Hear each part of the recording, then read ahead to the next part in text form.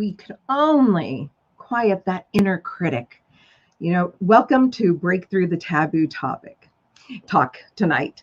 I am so excited to have you here. I'm Rita Bacuzzi. I'm also known as Mama Rita Money.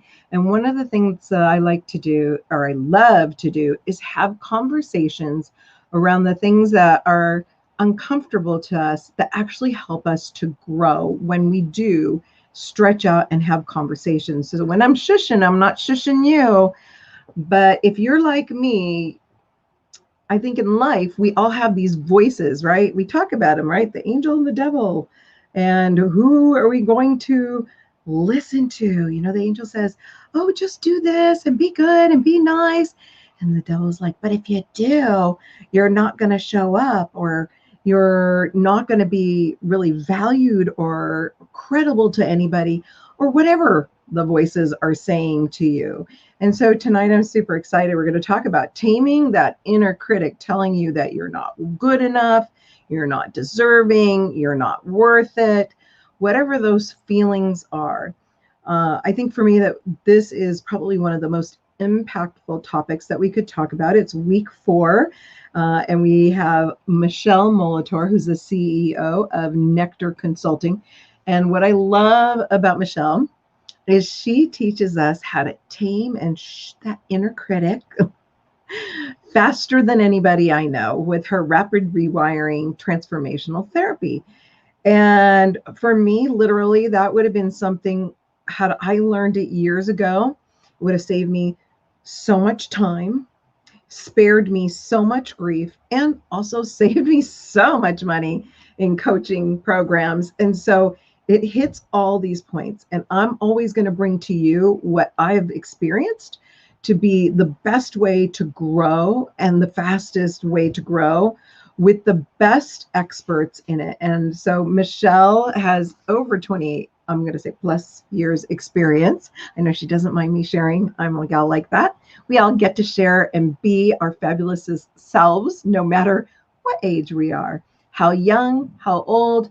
That's all a state of mind and state of being. Yes, sometimes our body tells us a little bit different, but if we get aligned, we can feel pretty awesome. And so with that, I am going to bring in our fabulous Ichelle Molitor.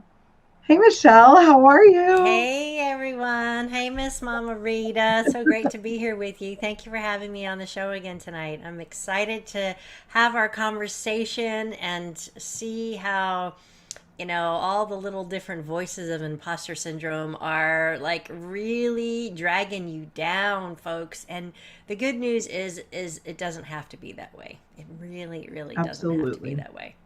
Yep, that's for certain. I'm going to say, and I've said it before, and I don't think I can stress it enough, because when it comes to relationships, period, of any kind, whether it be money or people or your relationship with yourself, really being confident and strong about the languaging that we're hearing or who we're hanging out or the voices that we're letting in is so impactful to who we are, how we grow, how we stretch, the confidence that we get to have, and how we get to feel fabulous and show up in the world.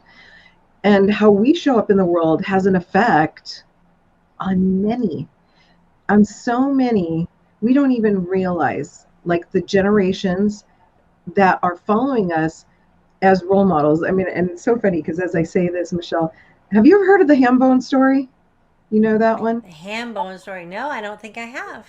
Okay, so that one, and I'm not going to butcher it too much. I'm going to give it really simplicity because I really want to get into our topic with you today so that you can peel it apart and help people get tips to moving forward.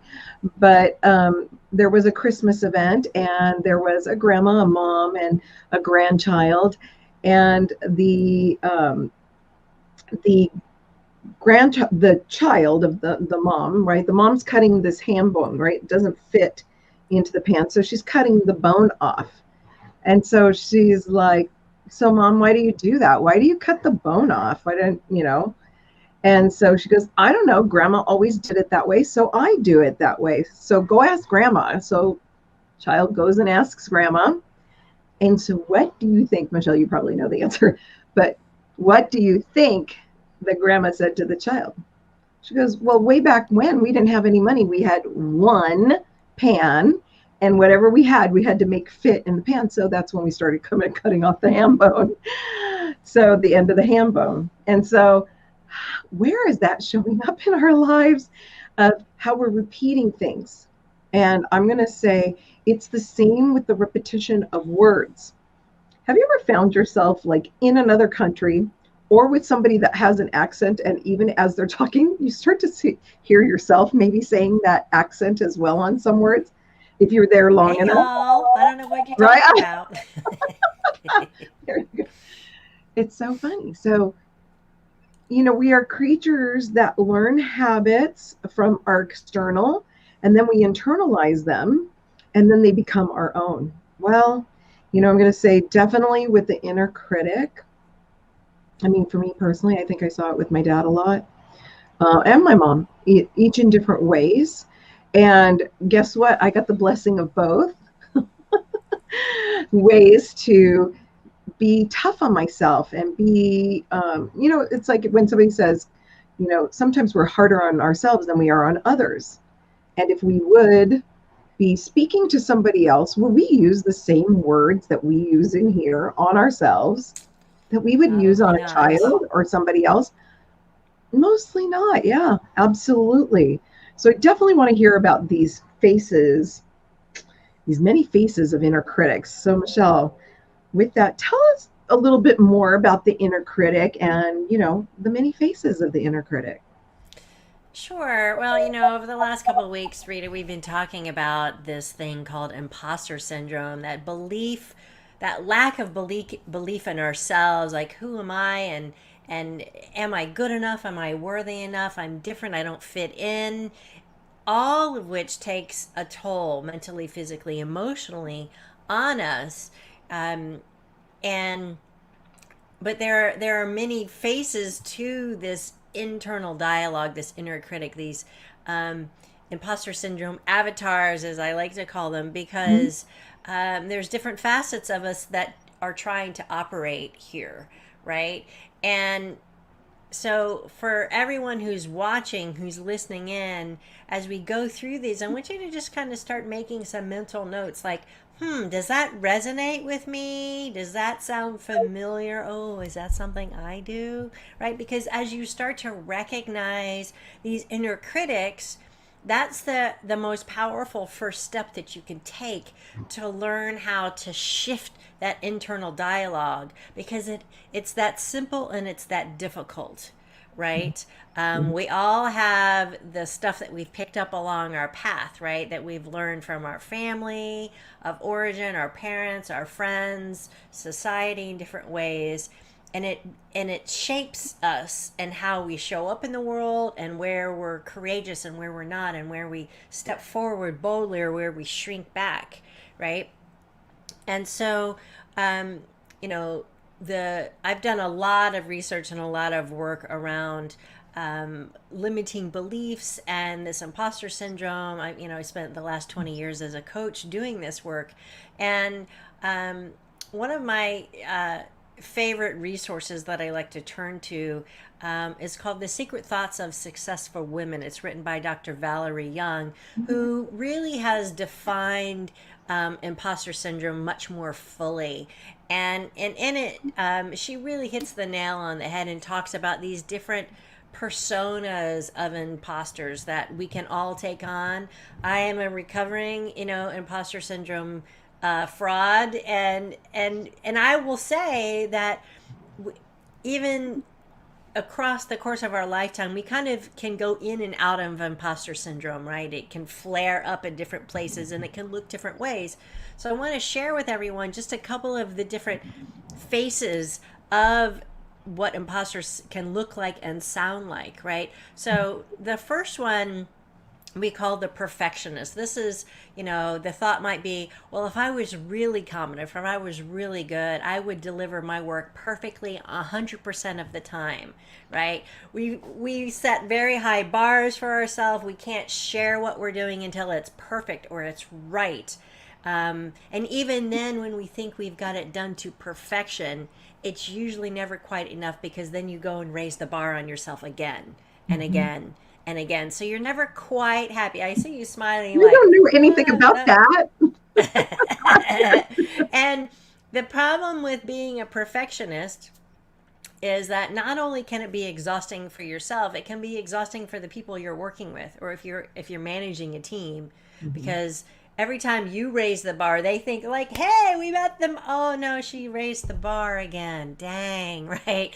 And so it's important for you to start to recognize where that might be happening in your life, and know that underneath that is a fear of losing control, right? Mm-hmm. And so, where am I afraid of losing control, and how is that impacting me, and how is that impacting the people I'm working with, right? So, a reframe for you can be, well, perfectionism is inhibiting my success instead of bolstering it, right? Yeah. And Yeah. sometimes good is good enough, right?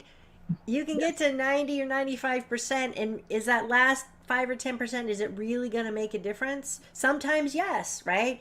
With vaccines, that last 5% is very important. But with other things, with that PowerPoint or that report, you get to discern.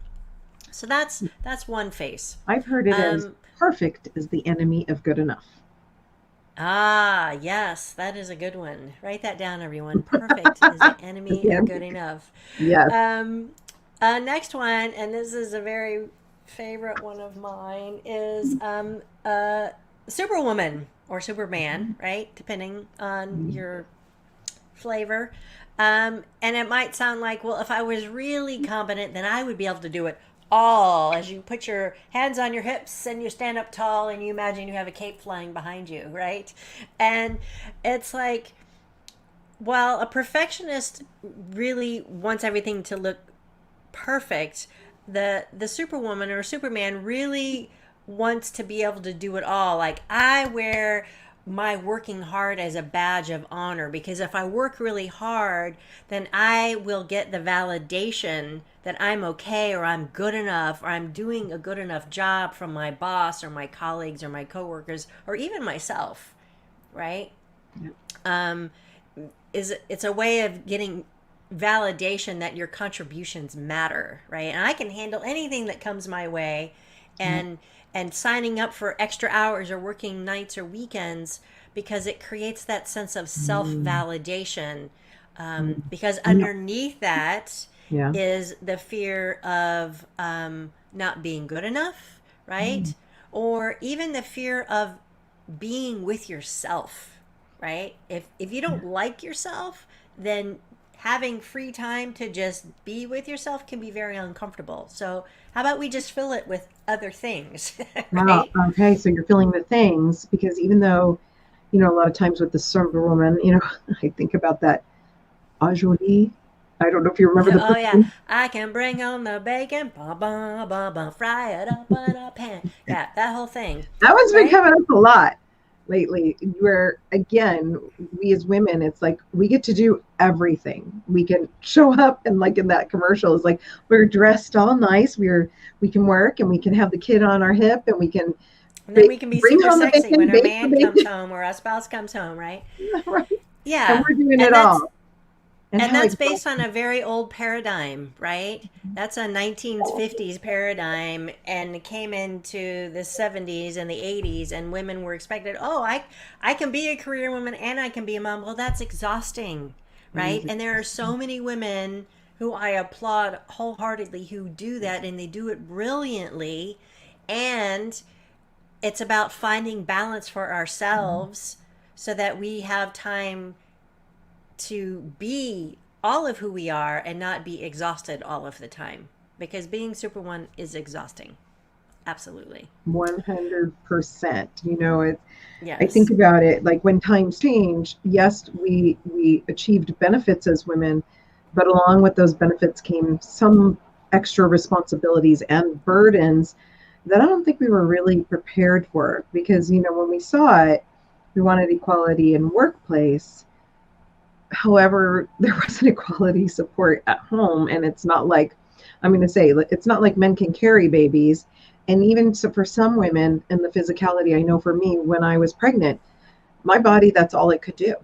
I could not work. I had a condition that just making a baby inside of me was all the work it could take. And It most was a people, full-time position. it was a full-time position. And so I think we need to honor ourselves, especially more around like what we do, and not, like you're saying, not give it up to the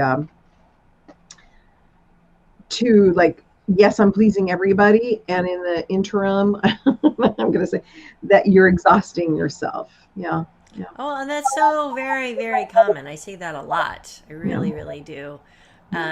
And so it's about setting boundaries and being clear. And we talked about this, I think, on our last call, is really getting really clear on what are your core values so you know what to say yes to and what you need to say no to, yeah. right? No, I'm sorry. Thank you for offering that to me, but no, I don't have time for that, right? Yes, yes. Um, so another face of imposter syndrome looks like the natural genius. Like if I were really competent, I would learn really quickly and easily the first time, and no one would have to teach me how to do it because I'm just all that in a bag of chips, right?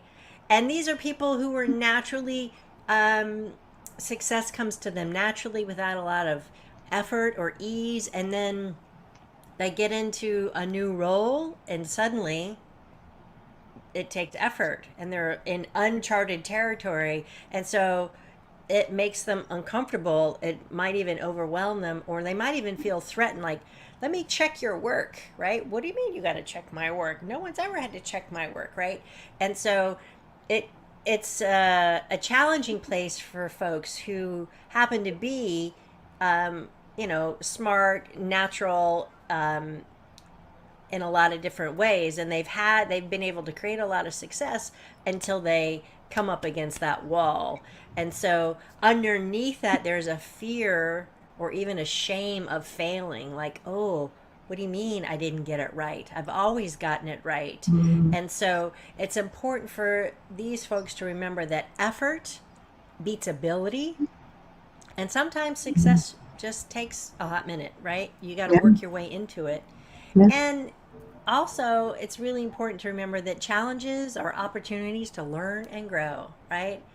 Failure is a growth opportunity, friends. it is. I have one of my favorite CEOs of a company, the company I'm partnered with called Five Rings Financial, and our CEO is like, hang around long enough, and you'll be ahead of the pack because most of the pack will drop out along the way. So to your point Yes. about, it's not always about the level of intelligence, it is about the effort that you put in. And I'm going to say I talk about that with financial intelligence. Financial intelligence isn't just about the knowledge. It's about the effort that you're putting in to build up that intelligence, just like you put effort into building up your confidence and what you do to support that. Yeah, that's pretty I love that. That's very impactful. Yes. Natural beauty. The next imposter avatar is the soloist. The Mhm. person who thinks, well, if I was really competent, I could do it everything by myself. I don't need anybody else, right? This is a very familiar one for me. I'll just do it all by myself, right? Because to me, that felt safer than trying to depend on somebody else. Because then when I depended on somebody else, they inevitably wouldn't do it the way I wanted it, or they wouldn't follow through, and they'd drop the ball, and then I'd get disappointed. And I hate being disappointed. So I'll just do it all by myself, right? Um, because asking for help is can be painful. It can be it's it also, the flip side of that is showing that I don't know the answer or I don't have it all Mhm. figured out, and then that'll be worse because then I'll have exposed myself for a vulnerability that I have, right? Um, I remember and being and like that. so that has its own tricky bits, which also has the hidden fear is a sh- um, a fear of failing or that shame of failing, It's right? Um, you know, I grew up in a family of entrepreneurs, right? So when I started my own business, I was very much in this lane, like, I'm just going to do it myself because I don't want to be judged by them. I don't want to be told that I'm getting it wrong or I could do it differently, mm, because that it just felt too critical. It really felt too critical. And so I was like, I'll do it. And now, is that the best way to start a business? No. Did I make some mistakes along the way? Sure. Yes. Could I have, coulda, shoulda, woulda done things differently? Uh Yeah, huh. But, for you certain. know, it And I'm is going what to it say, had is. that same experience. And once, I'm going to say for me, once I had the freedom of understanding that I got to use or engage resources, oh my gosh, and surrendering to that was super amazing. Super amazing. Yes, makes all the difference in the world. Absolutely. So, a way to flip that script for yourself, folks, is to know that asking for help is a good thing. If you really think about it, there's nothing that you can do by yourself. You Yeah. think about this computer we're on, the lights Or- on, the power, the water running. It takes many people to make all of those things happen, right? yeah. So we're never really alone. We're doing this Yes. all together, right? Yeah. So try on that reframe. And I always like to, do my best to surround myself with people who are smarter than me, right? Because I don't know everything. And the smarter my friends are, the more I learn and the more that stretches me to help me grow, right? And I'm I all love it. about growing. Well, and so, and I think about it, it's like every time I get in my car that gets me to a place that I need to go to speak or for paid engagement or what have you, guess what? I didn't build the car by myself.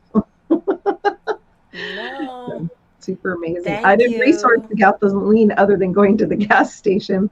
I don't know who got it there for me, but and when we can start to break that down, it is so helpful to realize that's perfect. Yes, All right. Any yes. others? Any other faces that we Uh, should know about? yes, there's another one, the expert, right? So if I were really competent, I would know everything there is to know. Let me just go get one more class, one more certification. Let me read one more book. You should see all the books I have in my Oh my office, God. right? It's hilarious. Um, and Okay. and I went through this for years. Like, let me. Okay, I'm a coach, but let me just get this next certification and this next certification, and then finally one day I literally woke up. I'm like, I think I know enough. I'm good. Like, I know a lot. And it took me probably 10 years to get to that place where I was like, oh, okay, yeah, I do know my stuff, right? Doesn't mean that I'm not still a learning junkie and I love to fill my brain with, other geeky things around neuroscience and how the brain works and how we rapidly rewire these beliefs to begin with. But you get to notice how that expertness is preventing you from actually putting yourself out there. You don't have to have all the answers Yeah. to be an expert. I was just talking with a colleague of mine who's been in technology for many, probably 30 years. And he recently has pivoted his business and he's now helping people learn how to heal their psoriasis by eating better. And he went through this imposter syndrome like, well, who am I to help people? I'm like, Tom, you've been dealing with psoriasis your whole life. You're a better expert than most people, right? He's Mhm. like, oh, yeah, I have. I've tried everything. And so it's a matter of reframing the information that you do know and the expertise Yeah. that you do have, right? Because the truth is, no one has all the answers. Nobody.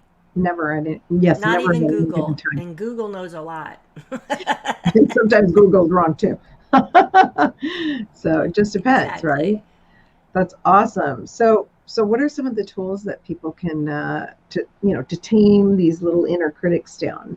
What are some of the best Yeah, well, tools? that's really important. The first step, as I said, is really noticing like, Okay. what is this conversation that I'm having with myself and where is it getting in my way? Right? That's the first step. The Mhm. second step is then deciding, is that really serving me? Because if it's actually getting in my way or hindering my success, my health, my well being, my happiness, then you get to choose differently. Yeah. And so, what do you want to choose? What's the new story that you want to tell yourself? Right? I always say to my clients, what's the exact opposite of the negative limiting belief you've been holding? Right? So if it's I'm not enough or I don't know enough, then you can flip it on its head. I do know enough for now. I do know enough, right? And even if part of you doesn't believe that, rinse, repeat, rinse, repeat. Keep telling yourself, I do know enough. I do know enough. Because the more you tell yourself that, you're building these new neural pathways. So you've got to be really mindful of the internal dialogue that you're having with yourself and start to flip it. Notice if your energy is feeling low and down, what am I telling myself? Then flip it so that your energy rises and you feel brighter and lighter and happier and more peaceful and content from the inside out. And so those are just really simple steps that you can start to take to tame that inner critic, to tame that imposter syndrome. And, if you feel like you need some help to do that, feel free to reach out to me. I'd be happy to have a chat with you, I'm and going we to can put have this a one up here complimentary because I love discovery this. call. Attracting the energy of abundance. And so you can reach out to Michelle on LinkedIn and just grab that. And it's just phenomenal information so that this way you can grow. And as you listen to it, I'm going to tell you, and when I get off track of not listening, I can see a shift in myself. So it's super important to keep consistent and keep feeding, just like you feed your body really good things. When you go to bed at night, before the chatter starts happening, or if it starts happening, then just immediately shift by plugging into something that's going to be the words that you get to hear, because you're going to hear words anyways. So you might as well choose the words that you get to hear in the morning, in the middle of the night, if you happen to wake up. And I'm describing myself about a year and a half ago, or excuse me, 6 years ago. It took me a year and a half to get through this because I didn't know the system of how to get this done. So this is super amazing. And I really, Michelle, it's been so great to have you with us these 4 weeks. And the value of really understanding this component is a foundational basis to open yourself up to receiving unlimited abundance. I know that sounds redundant, but it's absolutely true, and gives you the choices to be completely empowered, to level up, to take the next step, to borrow somebody's confidence so that you can grow in confidence. Whatever it takes to make that next move. And that's all about, it's that next step and next step. And you may have a couple fallback steps, but in reality, when you have your mindset is still here. Maybe the steps are here, so you get here back faster. So it's just keep on going, and just before you know it, you're flourishing. It's just like a kid. You want to grow up, and all of a sudden you're a grown up. Right? And you're like, no, back it up. But in this case, when you do it this way, because you're being very specific and conscious about your decision, right? As a child, we don't even realize that we get to choose because we're told we can't. So here we are as adults. Now we're repeating the process, but we get to choose how it happens. So it happens faster because you already have this level of knowledge, even if you feel like you're here, and it just exponentially grows. I mean, that's the best way I could describe it in a short time. No, that's absolutely right. Feed your brain like you feed your belly, and if you don't like what you're putting in your belly, you get to change your diet. So if you don't like what you're saying in your brain, change what you're listening to. Right? What's your word and one diet? of the things that comes with the article Attracting the Energy of Abundance is one of my guided meditations. So you can plug that in and listen to me as you go to sleep at night, and start shifting your thinking about your money, your abundance, and your well-being. Beautiful. And I'm going to share one last tip before we go. I shared it probably a while back, but if you can, create yourself a portable financial vision board where you just fold up a piece of paper multiple times. And I filled this up. I filled so many of these up. A words that are positive, B words that are positive. You can Google those. Start filling them up. If you're feeling down or you don't know, go find words to fill your brain with. I mean, it's just a simple way.